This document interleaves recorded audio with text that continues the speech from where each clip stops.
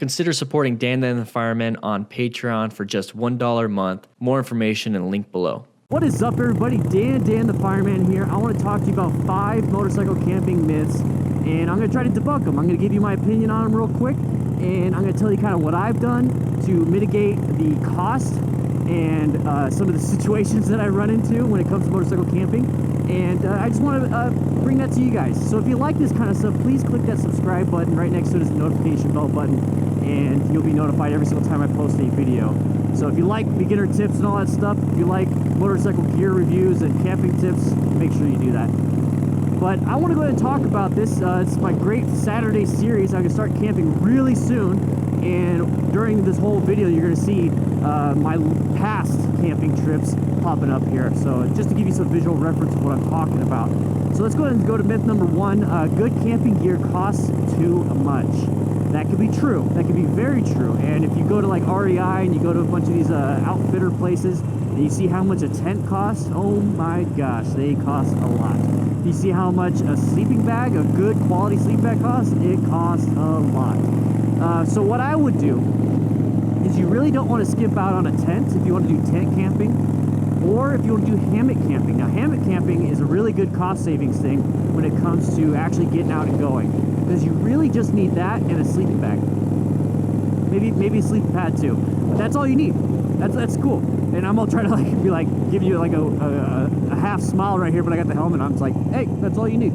But but that's really all you need is a hammock, a really good hammock. Now what I have is the Hennessy hammock, and it's a tent hammock. It's a camping hammock, a backpacking hammock. It's all those things. It actually has a rain fly. It has a zipper so that bugs can't get in. It has like the mesh screen and all that stuff. And it works really well. I love it. It's some of the best sleep I've ever had. And all you really need inside that is the sleeping bag and a pad.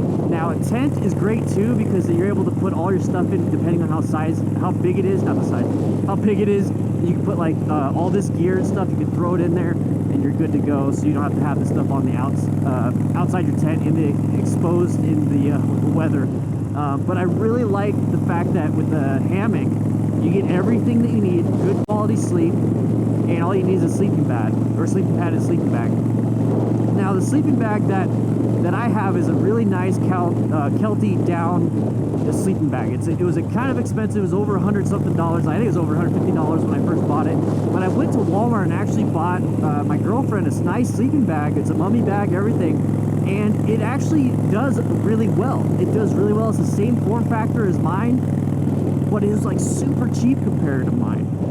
So you can always go to Walmart and get the appropriate sleeping bag for where you're going to stay. There's different degrees, and I might be doing a video on what the different degrees on sleeping bags really mean. But basically what it means is that when you get like a 40-degree sleeping bag, that means you will sleep comfortably in a 40-degree sleeping bag. Doesn't mean you're going to be super comfortable at 30, but you'll survive. You'll sleep comfortably at 40 degrees. So I'll jump into that some other time. And then sleeping pads. Let's go ahead and turn right, because we still got a lot to talk about. Sleeping pads can be very expensive, depending on what you want to get. You can get like a really cheap foam one. It looks like a yoga mat. They're like 20 bucks, but they're really big. And if we're doing motorcycle camping, that's kind of hard to do. I did that once. Actually, I did that twice, and it worked out, but it wasn't the best. It didn't give me the best protection, and really all a sleeping pad's supposed to do is put a layer of air between the ground and you, so if it's super cold, it won't suck the heat from your body out, and plus it's comfortable. Plus it's more comfortable. You got like almost an air mattress. But they can be really expensive depending how thick you want to get them, how firm, and how compact they can go. So I went to Amazon, actually found one. It blows up within like 15 breaths, which is really neat and awesome. And it works fine. It works perfectly fine, and is like a fifth of the cost of other sleeping pads. So there's good deals out there that you can find, and you don't really have to go out with much. You can just straight up get a tarp and a blanket. And I will post a link in the description in a video of Sandoval. He actually did just like a tarp and a blanket, and I actually looked that up before I started camping because I wanted to try that out. It's a great tip. I'll put the link in the description. I've never done it. He's done it many times, so I'll give him the credit for that one. Plus, if you really think about it, if you go camping, motorcycle camping, and you're traveling, let's say you're going like 2-3 days, you know, across the state or whatever, and you're just having fun. If you go out and you get hotel rooms for every single night, that's like at least $100 per night. At least $100 per night. That's 300 bucks that you're gonna be spending on just hotels. Now you could spend $300 on good camping equipment, really good quality camping equipment. Maybe spend $20 at the campsite to actually have the campsite. So you really do. It's an investment. You really are spending the same amount just on hotels. And I understand that you get a bathroom, all that stuff, and electricity. But guess what? We're gonna be talking about that. So the next myth is not enough room to pack your gear. Now, before I had saddlebags and before I had the sissy bar, I had a Cafe Sportster. That's all I had. I didn't have anything, so I lashed everything onto my bike. I just wore a backpack, a tape bag. I did everything I possibly could to get as much gear on here as possible, and what I started finding out is that I was packing too much. So it's basically needs versus wants. So do you really need to have a 6-pack of beer? Do you really need to have that much food?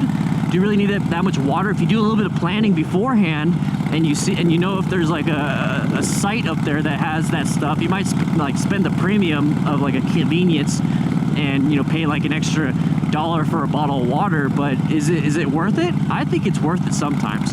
Also, dual purpose. I kind of mentioned this in one of my last videos for camping. Is the dual purpose is getting some wool socks, and you're able to put them on your hands for gloves. So you don't have to pack 2 things. You could pack just 1 pair of wool socks for gloves and for your feet, instead of packing, you know, gloves and multiple socks. So you could do stuff like that, or have special clothing. I like to have the Under Armour or cold gear. So for my pajamas, if it's really cold riding up there, I'll wear that on the way up there, and then I'll wear it to go to sleep.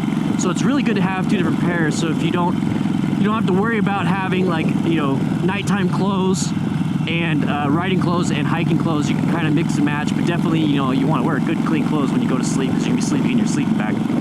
Also, another option is actually just go get some saddlebags. I got the Burley brand saddlebags over here, and they're awesome. They fit just enough to where I don't have to worry too much about lashing things to my bike. All right, so the next one is no real bathrooms. So this is myth number 3, no real bathrooms. Now, a lot of campsites actually do have bathrooms. Not a lot of them are the running water type. They're more like the porta potty with like the brick walls and everything, and it works out really well. And to be quite honest, it's a lot better than shitting in the woods. It's better than taking a dump right here over a log, you know what I mean? So there actually is stuff out there. They have toilet paper, and sometimes they even have electrical outlets in there. So if you have to charge your phone real quick while you're taking a dump, there you go, boom, boom. So also double check and make sure when you go to the campsite, or when you're gonna make a reservation at the campsite, if they have bathrooms, because that is honestly a lifesaver. We're not here going backpacking out on top of the mountain, camping on top of the mountain. We're motorcycle camping. So wherever your motorcycle can go, which is usually probably a campsite, you really want to have a bathroom. It's honestly that much better. And if you're a girl, now here's the thing: if there is no bathrooms, let's say you go to the campsite and there's no bathrooms, you know, you got to piss and poop and all that stuff. Well, if you're a girl, you can actually get this thing called the Go Girl. Now, I'm only bringing this up, and there's gonna be a picture up here. I'm only bringing this up because my girlfriend got one, and she swears by it. It actually works, and it makes things so much easier. You don't have to like squat in the cold at night and worry about, you know, I mean, you could probably hold, I don't know what we're talking about here. You could probably hold your number 2 for when you like go to the gas station, but man, if you have to pee, it's so much better not to have to worry about squatting. So let's go turn right. Let's not turn left. So I recommend getting one of those. I think that would be really, she swears by it, and it's really neat. It makes it so much easier. Anyways, let's get on to the next thing. All right, so no electricity. That's a big one, especially for me, because I have to charge up my GoPro, I have to charge up my I have to charge up my phone, because I do take a lot of pictures. I do vlog every time I go camping and all that stuff. Also, it's really neat to have just electricity, just in case. And I know some of you, this is what I actually looked up. I thought electricity was never gonna be an issue, but some of you have to sleep with like a sleep apnea bag, like a sleep apnea rebreather or breather. I'm getting it so wrong. I know it's like CPAP, but I don't know if it's CPAP or positive pressure. Anyways, continuous positive pressure, something like that. Anyways, you're gonna need that, and you need like 110 volts, so you need like a wall outlet. Now that could be an issue at a lot of campsites, but guess what? You're gonna some campsites, especially the ones that have RV hookups, they actually have a 110 volt wall outlet hooked into that RV hookup. So if you have an extension cord, you can run an extension cord from that all the way into your tent, into your hammock, whatever machine that you're able to set up, and you can actually, there you go, you can have that. Plus, on top of that, you could plug in phones and stuff. You could plug in your charger. I'm gonna turn around. I think I'm going the wrong way. You could plug in your charger, you can plug in all that stuff to charge everything. So there is electricity at some of these campsites. So if you have to spend like an extra $10 for the RV hookup campsite instead of the backpacking campsite, it might be worth it, especially if you want to start doing that and you're still saving money versus going to a hotel room. So electricity, sometimes, you know, you might have that. So double check when you go to the campsite. Another thing you could do is get a battery pack. You can get like a phone charger battery pack. I actually have one. I got mine on Amazon. It's really good. It's really small, and that's what I've been using for a lot of my videos. When I have my tank bag and you see like this white cord going into my phone, that's what I have charging my phone while I'm doing it, because I have to have my phone on, and especially on long distance stuff, I want my phone to be charged. But another thing you can do with your phone is, you know, hook it up to your battery while you're riding. I haven't personally done that, so I'm not going to comment on that. But it would be really cool if you guys comment below if you've done something like that, to where you can charge your phone through the battery while you're riding. I've never done that. Like I said, I can't comment. But a battery pack is really nice, especially if you're getting to the campsite. You can plug in your phone, charge it up. You can leave it inside your tent. You don't have to worry about a big old extension cord. But yeah, if you need to have like a sleep apnea machine, or you need to have some type of machine, or you need something that you cannot live without, or just in case you need electricity, it's like, just in case I need it, I need to have it. Some places do have RV hookups to where they have the 110 volt wall outlet, so double check into that. Now the last one is there's no room for a tent on the bike, and this is kind of what I started talking about at the very beginning, is that yes, there is room on your bike for a tent. If I could do it on my Cafe Sportster, I can have a tent and a hammock on my Cafe Sportster with a bunch of gear. It's a 3-person tent. It's not a 1 or a 2-person. I got a 3-person backpacking tent. If I could do it, you could do it. Now, there's ways to get around it. Now, if you go to the Walmart, if you go to Walmart or Kmart or whatever it is, Costco, then you get one of those giant ass family tents for 8 people, yeah, you're gonna have trouble finding room on your bike for that. But you know what? If you get a backpacking tent, now these are very good quality tents. If you take care of them, they last forever. Very good tents. They cost a little bit, but like I said, you can find them on REI outlet. You can find them, you know, on special deals, especially ones that are like, you know, outdated, like a 2016 model. They still gotta sell them, but they'll sell them for a lot cheaper. They're still good. It's just that, you know, they made a new design, new color for it. So, but just, I would look for deals on that. Get a nice quality backpacking tent. And if you're gonna be by yourself, a 1 to 2-person tent is perfect. A 2-person tent will give you enough room to put some of your gear in there, and you're good to go on that.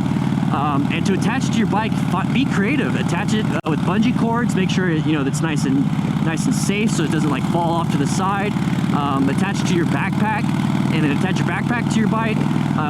You could find ways to do it. If I could find ways to do it on a little Sportster when it was cafe'd out and there's no room, you could do it. Especially if I'm by myself. I had enough gear to take another person with me, and it was all just on this bike. So you could definitely do that. So use bungee cords, or have like a mesh netting that you can get for like ATVs or motorcycles, so you can attach your helmet. They have all these on Amazon. I'll put a link in the description on that, because I actually have one and it actually works really well. Another thing, like I said at the beginning, is that you could just use a hammock. Just use a hammock. Really good hammocks out there. I really like the Hennessy hammock, but I've seen some really cheap ones out there that if you want to get away with 20 bucks, you could just have a standard hammock. It's not a backpacking hammock, so if it rains, you're kind of screwed, but you can always do that, and they fold up really small compared to a tent. Really small compared to a tent.